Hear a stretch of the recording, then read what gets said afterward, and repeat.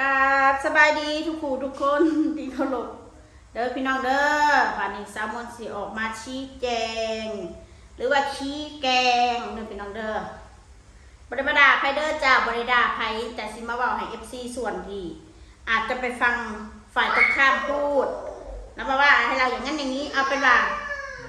เราจะพูดเฉพาะเรื่องของเรานะเรื่องของคนอื่นเราจะไม่พูดนะให้ได้มันก็อยู่ในใจนี่แหละรู้ไปก่อนรู้ไปก่อนใจฉันรู้ไปก่อนเดี๋ยวถึงเวลาอันนั้นจะจวดเองนะเพราะว่าไม่อยากเป็นนางเอกว่าสันจะเป็นนางร้ายว่าสันเอาเวลาสิบ้าเรื่องบักหนึ่งบักแดงน้อย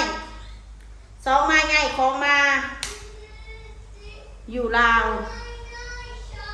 เอาเป็นว่าหนึ่งบักแดงน้อยนี่ขอบคุณ FC ทุกคนเด้อที่เป็นห่วงอีนีคนที่เป็นห่วงบักแดงน้อยอีนีเนาะ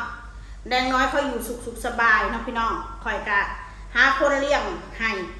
ก็เสียค่าเลี้ยงดูคือเก่าพี่น้องเอาเป็นว่าคอยเสียค่าเลี้ยงดูคือเก่าคนรู้จักกันนี่แหละเนาะพี่น้องเนาะบ่ได้เป็นยังบักแดงน้อยอยู่สุขสบายเขาก็หักคือลูกเขาบ่สามารถที่เอามันไปปล่อยวัดหรือคือคนอื่นเขาไปเว้าไปตามหามันเดิมพี่น้องเดิมเขาเห็นบ่ได้ดอกเพราะว่าเขามีจิตใจสำนึกในการเลี้ยงสัตว์ข่อยก็เป็นคนหนึ่งที่หักหมาคือกันเนาะพี่น้องรักหมามันซื่อสัตย์รักคนมันไม่ซื่อสัตย์เลยพี่น้องเลยเวลาไม่ดีกันมันก็แทงกันว่าซะเบาสำนั่นแหละบานนี้FCทางเขามาว่าเจ้าจะกี่ตัวเจ้าโกหกเด้อบ่มีประโยชน์แต่ว่าตอนนี้ข่อยน่ะแม่นสิข่อยสิเว้าเรื่องจริงหรือข่อยสิบ่เว้าเรื่องจริงทุกคนก็ว่าข่อยปลอมเบิดทุกอย่างเขาก็ว่า1มาข่อยปลอม Gmail ปกป้องเจ้าของสองมาก็ว่าโกหกจนเคยโตนู่นนี่นั่นอันนี้สิบอกให้ฟังเด้อสาวมนเจ้าจะโกหกค่ะเด้อเจ้าหลักหนีเด็กตีตะเทือนที่ว่าเศร้าอยู่เขาไม่ได้หลักหนีก่อนเช่าบ้านเราใช้บัตรประชาชนเช่านะบ่าวเพชรแล้วก็มีเงินประกันนะ 5,000 บาทนะโอเคข่อยเขาอยู่ 9,000 บาท9,500เงินประกัน5,000 บาทก่อนที่ข่อยจะออกข่อยแจ้งเขาก่อนเดือนที่เราจะออกสมมุติว่าเดือนนี้เราจะออกนะเราจะย้ายของในสิ้นเดือนนี้เนี่ยวันจะใกล้สิ้นเดือนแล้วสมมุตินะสิ้นเดือนนี้เขาย้ายออกนะเด้อเนี่ยคือเขาแจ้งว่าจะเนิ่นว่าพอดีหนูจะย้ายของออกนะภายในสิ้นเดือนนี้คือเขาออกตามหลักเราก็ได้เงินประกันคืนแมนบอนั่นแบบนั้นแมนบอถ้าสมมติว่าเราไม่จ่ายเขาก็ต้องหักเอาค่าประกันที่เราเหลือที่เราอยู่ในตรงนั้นของแบบนี้มันนี้บ่ได้มันนี้ได้ใช้บ่ได้เพราะทุกสิ่งทุกอย่างมันใช้บัตรประชาชนเนาะให้คิดเด้อคนที่ถามมา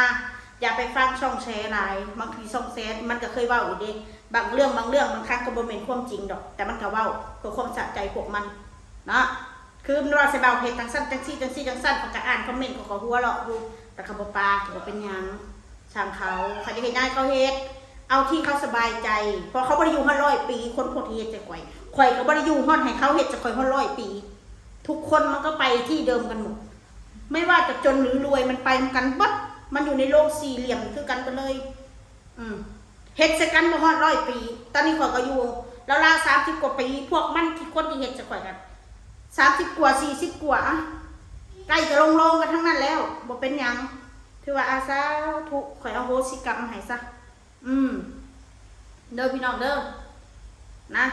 เรื่องบางเรื่องที่ช่องแชร์เอาไปมันไม่ได้จริงทั้งหมดนะรูปคอยรุดออกจังสั้นจังสี่โอเคเขาเข้าใจแล้วเขาหูว่าผู้ใดเป็นคนเห็นผู้ใดเนาะเขาหูเบิร์ดแล้วก็มีคนมาหลอกล่อว่าถามข่อยอยากได้บักเด็กหน่อยไปเลี้ยงสิให้เงินข่อย3,000 บาทข่อยได้สิเอาข่อยเลี้ยงมันมาตั้ง11-12 ปีเลยสิมาให้เงินข่อย3,000 บาทแม่น30,000 บาทกูก็ยังบ่เอาชูบ่ต้องมาเสนอบ่ต้องมาตีทำว่าอยากได้เอาไปเลี้ยงจังซั่นจังซี่ดอกบ่ต้องดอกบ่ต้องมาห่วงใยมันบักเด็กน้อยนะกูดูแลมันเป็นอย่างดีเด้อสิบอกให้เป็นดูแลมันอย่างดีมีคนดูแลให้กูเรียบร้อยคนที่กูไว้ใจซึ่งที่ซูบ่เคยหูดอกว่ะเพราะว่ากูบ่เคยให้เขาออกสื่อกับครอบครัวกูคนที่คบกับกูที่เขาบ่ออกสื่อกับกูนี่ก็เยอะแยะนะซูก็เห็นแค่บ่กี่คนแค่นั้นแหละ สิตอบแค่นี้ก่อนประเด็นเรื่องมันน้อยๆกับเรื่องง่ายของมาง่ายของมาพอเฮาบ่ได้อยู่เฮาเลยง่ายนะเวลาเฮากลับไปเฮาก็ต้องไปเอาน้องมานาไปเรียนหนังสือเฮาก็จังสิไปหาเสาหมู่ใหม่อยู่ให้มันลดเขาเรียกอะไรล่ะลดต้นทุนลงมันแบบหาเสาอยู่แบบที่มันบ่แพงนะเพราะว่าค่าใช้จ่ายเราเยอะเราเข้าใจเด้อที่บอกไว้ให้เรื่องนี้เรื่องศีลยอมรับว่ามีแต่ถึงกำหนดเท่ากระจายเขาบ่เคยหนีภัยนะอย่ามาว่าคนโกงคนนั้นโกงคนนี้โกงคนนั้นโกงคนนี้นะอย่าเว้ามันยังอยู่ในใจยังพันถึงเวลาบอกเลยเด้อกันรออีกนิดนึงรออีกบ่โดนหรอกคนนี้บ่อยู่เฮิงคนนี้นะคนนี้เป็นคนที่บ่ค่อยอดทนได้เป็นคนสิบ่แม่นคนเก็บกดอีกคนนี้ถ้าได้พูดไปแล้วเว้ายังไปได้ระบายมันก็มีแฮงสิบ่แม่นคนเก็บกดสิบ่เป็นคนสิมาเว้าหวานบ่จ้ะบ่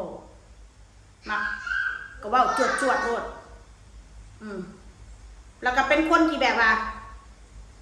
บ่เอาเปรียบไผถ้าเวลามีข่อยคนแบบข่อยก็บ่เอาเปรียบคือข่อยเล่นน้ำนางจอกนี่ข่อยเอาเปรียบนางบ่ข่อยมีข่อยก็ซื้อข่อยมาตะหมุกข่อยซื้อข้าวต้มขนมซื้อหันซื้อนี่ขอเอาให้ของใส่เอาไว้ข่อยก็แบ่งให้นางนางเอาลูกให้ข่อยข่อยก็เงินให้นางเล็กๆน้อยๆเงินบ่หลายดอกเงินเล็กๆน้อยๆมันคือน้ำใจไม่ใช่ว่าเราจ้างเขาเราให้เขาเองเขาก็บ่เอาน้ำเฮาดอกแต่เฮาอยากใช้มือเขาเพราะเขาเป็นน้ำใจดูแลลูกเราอย่างหน่อยเขาก็อยู่เคียงข้างเฮาเวลาเฮามีธุระไปหันไปหนีโอ้บ่เป็นยังเฮ้ยมึงไปโลดกูเบิ่งให้มึงก็ได้ลูกเฮาดีใจเด้เฮาดีใจแล้วเป็นคนทำผู้บ่เอาได้น้ำแม่เอาแม่ม้อนเราก็บ่ค่อยสบายนางมาหน้าค่ะอยู่น้ำแม่เฒ่าเราก็ดื้อ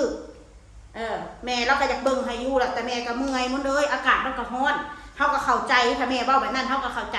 เราเมื่อยเราผู้เฒ่าแล้วเขาจะเอาลูกไปเต็งไปเมียนน้ำเล่าก็บ่ได้นะไปโลดจะมีเวียกก็ไปโลดเบิ่งในกันเราก็โทรถามอยู่อีแต่นั้นสิ่งที่ไว้ใจที่สุดก็คือแม่แล้วเนาะเข้าใจเนาะบัดนี้เป็นนั่นก็คือบ่ไว้น้ำแม่ม้อนเราบ่สบายเราปวดแข้งปวดขาเราเฮาก็บ่อยากเฮ็ดภาระให้แม่เข้าใจบ่ว่าพูดนางจองแล้วก็แข็งแรงเราไม่มีหยังแล้วก็มีจังหน่อยแล้วก็มีหมู่แล้วก็เลยมาหน้าก็ได้เล่นน้ำอ้ายไปใส่แล้วก็เอาไปน้ำไปหน้าแล้วก็เอาไปน้ำเมื่อเฮือนแล้วเราก็เอาเมื่อน้ำเราบริปาได้ทีมน้องมาหน้าตอนนี้รักกันมันก็ว่าดีตอนนี้ยังรักกันอยู่ก็ว่าดีหลายปีหลายเขาไม่เคยพิดกำนางนะหลายปีหลายศาสตร์โทรหากันตลอดตั้งแต่สมัยอยู่กรุงเทพกรุงไทยสมัยอยู่บ่อกุ้งก็โทรหากันแชทหากันคุยหากันพอได้มาอยู่ด้วยกันพอเราได้มาอยู่ด้วยกันใกล้กันแล้วก็เริ่มมาเล่นน้ำกันเข้าใจเนาะไม่ใช่ว่าเพิ่งจะมาแล้วก็มาคบกันตอนนี้นะมันไม่ใช่คบกันมานานมากตั้งแต่เล็กจนโตเนี่ยอีกอย่างนางก็คือสายเลือดคือกันพอนางเป็นน้องเมย์นะเพราะว่าพ่อนางเป็นน้องชายของพ่อแม่หมอนพ่อของพ่อเฒ่าข่อยแม่นางหัวต้องเอิ้นแม่เฒ่าตามหลักตามซักแหละข่อยต้องเอิ้นแล้วน้าสาวจ๊อกแต่ทีนี้เราเติบโตมาไล่เลี่ยกันมันก็เลยเป็นเพื่อนกันเข้าใจเนาะแบบนี้เนาะมันบ่แม่นว่าพอมีผลประโยชน์พอได้อาศัยเขาไปกินข้าวน้ำโอขอโทษไปกินกับดิฉันก็บ่ได้เอาเปรียบเขาดิฉันก็ซื้อค่ะ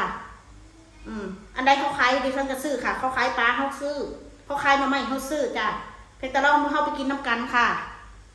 อันใดซื้อก็คือซื้ออันใดกินน้ำกันก็คือกินน้ำกันนะแต่ว่าเรื่องบ้านจะคนที่ถามมาเขาก็ตอบดีแล้วเด้อคือเขาบอกไว้แล้วมันเป็นไปบ่ได้สิไปง่ายนี้ถ้าแม่นข่อยง่ายนี้โดยที่เขาบ่จ่ายเงินออกมานี่มันเป็นไปไม่ได้บ้านเมืองมีกฎหมายเนาะ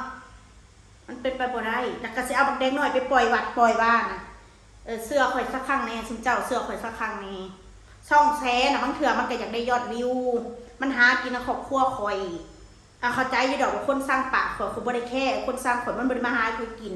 ขนาดมันสร้างมันก็ยังเข้ามาเบิ่งมันยังเข้ามาเจาะเวลาคนมีปัญหามันฟ้าวดองเข้ามาดิ้นกันผับเข้ามาคอมเมนต์สักก่อนคอมเมนต์จ้าบ่ยังก็อยากคอมเมนต์ยังก็เรื่องยังก็แล้วแต่เอาเป็นว่าเรื่องยังที่กูตอบไปได้กูยังบ่คาราเว้าเลยยุดซะก่อน เดี๋ยวถึงเวลาเดี๋ยวกูจัดเองเดี๋ยวกูจวดเอง ตอนนี้สมองกูมันยังทำงานอยู่บทเรื่องหนึ่งมันกับเรื่องหนึ่งบทเรื่องหนึ่งมันกับเรื่องหนึ่งมันแทรกเข้ามาแทรกเข้ามาแทรกเข้ามาเหมือนเขานัดกันเนี่ยเข้าใจปะมันรู้ว่าเรานี้ตอนนี้เรามีปัญหา พูดใส่มันทำให้มันเสียใจนู่นนี่มันเสียใจแน่นอน100%มันเสียใจที่สุดในใจเนี่ยแหละเรื่องงั้นก็ตามมันเสียใจอยู่ในใจเนี่ยมันบ่สามารถที่เว้าได้พี่น้องเอ้ยมันสิเว้าได้เฉพาะคนที่เขาไว้ใจเนาะเรื่องเสียใจแต่มันยังไม่ถึงเวลาบ่เท่าก็ยี่ก็ยังอยากเว้ายังเว้าไปไผดีก็ดีไปข่อยมันบ่ดีอย่ามาว่าข่อยได้ข่อยมันคนบ่ดีตั้งแต่เริ่มต้นแล้วเฮ็ดหยังก็ผิดแม้แต่สิอ้าปากแม้แต่ข่อยสิเว้าแม้แต่ประเด็นยังนิดหนึ่งเขาก็ว่าข่อยเว้าแล้วข่อยเว้ายังบ่ได้ชีวิตข่อยตอนนี้ฮะเอาเป็นว่าเขาก็เว้าได้ซ้ำที่ข่อยเว้าได้FC ทุกคนก็ขอบคุณคือเก่าบ่ว่าทั้งคนสักคนสร้างแล้วก็คนหักเฮาก็ขอบคุณที่ยังถึงเขาสิสร้างเขาก็ยังมีความเมตตาเขามาเบิ่งให้เฮาได้มีแบบว่าจังได๋ล่ะมีความคิดเขามาคอมเมนต์เฮาโอเคอันนี้เขาว่าแบบนี้ถ้ามันแม่นก็เขาเก็บไปปรับปรุงถ้าอันไหนมันบ่แม่นก็เอาปล่อยไปสร้างเขาบ่รู้บ่จริงแล้วเขาเว้าก็เฮาก็ยิ้มเอาบัดอ่านยิ้มแค่นั้นแหละยิ้มในใจเราเว้าอย่างไรถ้าอันใดมันจริงมันเป็นคือเขาเว้าได้เนี่ยเอาเราปรับปรุงอย่างที่เขาว่าน้องมนต่อไปนี้น้องมนต้องมีสตินะมีเงินรู้จักเก็บอันไหนที่ไม่จำเป็นก็อย่าซื้อประหยัดเราเก็บหอมรอมริบมีหนี้มีสินก็ค่อยใช้ค่อยอันนั้นไปอันนี้คือคำแนะนำที่ดีมากๆเลยขอจะเก็บสั่นซะเนาะพี่น้องบ่แม่นว่าอีสันดานบักสันดานเป็นพ่อมึงอะไรเป็นพ่อปากมึงเลยนี่ไม่รับเอานะไม่รับเอาของแบบนี้พี่น้องตบของแม่มือนี่ตบไหมมันดังบอกมันบ่ดังนี่2ข้างแบบนี้มันดังได้มันปะทะกันแบบมันดังแน่นอนแต่มันตบเปี้ยนี่มันบ่ดังไม่ได้มันก็บ่ดังตบมือข้างเดียวนะตบโลดทุกสิ่งทุกอย่างมันต้องมีผู้ก่อมันก็ต้องมีผู้เริ่มมันต้องมีผู้สวยใจบอกบ่แม่นว่าที่เฮาออกมานี่เฮามาปากเก่งว่าควรเป็นจริงสุดท้ายสิเสือเขาบ่เสือเขาก็แล้วแต่เขาก็ตอบไปแล้วคือแต่ว่าถามเรื่องบักน้อยๆเงียบกิ๊บบางเทื่อเรื่องของผู้อยากเว้าข่อยมันบ่ต้องมานั่งอธิบายให้ผู้ใดมาฟังข่อยบ่ฮู้จักคนที่เขามาอยู่มาเบิ่งข่อยบ่ฮู้พี่แต่ว่าพี่เป็น FC นะฮู้แต่ว่าผู้ใดบอกเป็น FC มาตั้งแต่อยู่บ่เด้อตั้งแต่ยังไม่ท้องน้องมานาเข้าใจแต่เขาก็ยังบ่ฮู้ว่าเพิ่นเป็นไผเนาะแต่ก็ขอบพระคุณทุกคนบ่ว่า Facebook ที่โทรมาให้กำลังใจหรือถามเรื่องนู่นนี่นั่นอันใดที่ตอบได้ก็ตอบได้ตอบบ่ได้ก็อย่าว่ากันเด้อพี่น้องเด้อบางเทื่อเรื่องในครอบครัวเฮาก็บ่อยากเว้าหลายปานใดมีแต่ว่าเบิ่งไปข่อยก็สิคอยแบบอันใดมันบ่ดีก็สิปรับปรุงกันไปกับเอาเพชรลูกก็สิเลี้ยงเท่าที่ข่อยเลี้ยงได้เรื่องโรงเรียนน้องมะนาวก็จะเผาตีตนไปก่อนไข่มันคันละหอดเวลาเนาะมีคนถามว่าไม่เอาน้องไปสมัครเรียนหรอไม่จำเป็นต้องไปสมัครเรียนน้องมะนาวเพราะว่าน้องมะนาวเขามีชื่ออยู่ในโรงเรียนเขาอยู่แล้วแค่ว่าเราไปเทอมนี้เอาน้องไปโรงเรียนไปจ่ายค่าเทอมก็เข้าเลยจบก็คือเรียนโรงเรียนเหมือนเดิมบ่ได้ง่ายเนาะพี่น้องเนาะแค่นั้นนอกจากว่าน้องเขาพร้อมบ่ถ้าบ่พร้อมก็คือหยุดสั้นซะโอเคค่ะสำหรับคลิปนี้ก็ได้ไปก่อนขอบคุณทุกเมนทุกไลค์ทุกกำลังใจเด้อพี่น้องบ๊ายบาย